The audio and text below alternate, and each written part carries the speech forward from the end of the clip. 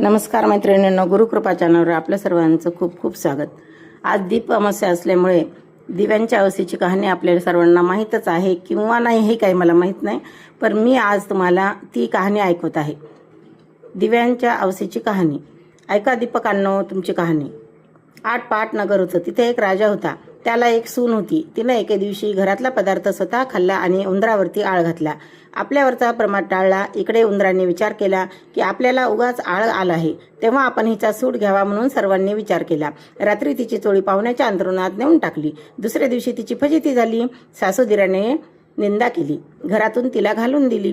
तिचा रोजचा नेम असे, रोज दिवे घासावे, तेलभात करावी, स्वतः लावावेत, खडी साखरेनं त्यांच्या ज्योती साराव्या। दिव्यांच्या अवसेची दिवशी त्यांनी चांगला नैवेद्य दाखवावा।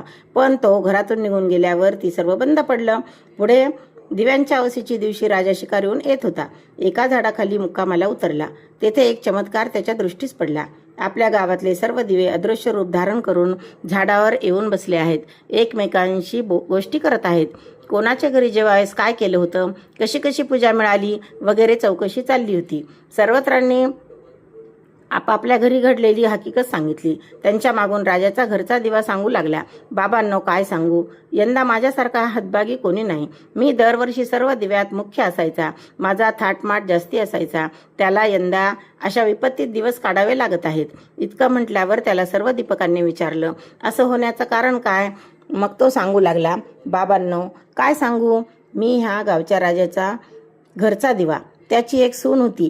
तिनं एके दिवशी घरातला पदार्थ स्वतः खाल्ला आणि उंदरावरती आळ घातला। आपल्यावरचा प्रमाद टाळला। इकडे उंदरांनी विचार केला, हा आपल्यावर उगाच आळ घातला आहे, तेव्हा आपण तिचा सूड घ्यावा म्हणून सर्वांनी विचार केला व रात्री तिची चोळी पाहुण्याच्या अंथरुणात नेऊन टाकली। दुसऱ्या दिवशी तिची फजिती झाली। सासूदिरांनी निंदा केली, घरातून तिला घालून दिली, म्हणून मला हे दिवस आले। ती दरवर्षी माझी मनोभावे पूजा करीत असे। जिथं ती असेल तिथं खुशाल असो, असे म्हणून त्यानं तिला आशीर्वाद दिला। हा सर्व घडलेला प्रकार राजानं श्रवण केला। आपल्या सुनेचा अपराध नाही अशी त्याची खात्री झाली। घरी आला, कोणी प्रत्यक्ष पाहिलं आहे काय म्हणून चौकशी केली, तेव्हा कोणीही पाहिलं नाही असे समजलं। मग तिला मेना पाठवून आणवली। झाल्या गोष्टीची क्षमा मागितली। साऱ्या घरात मुक्त्यारी दिली।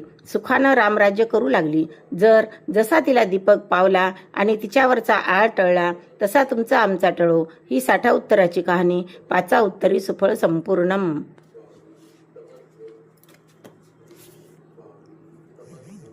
धन्यवाद माऊली।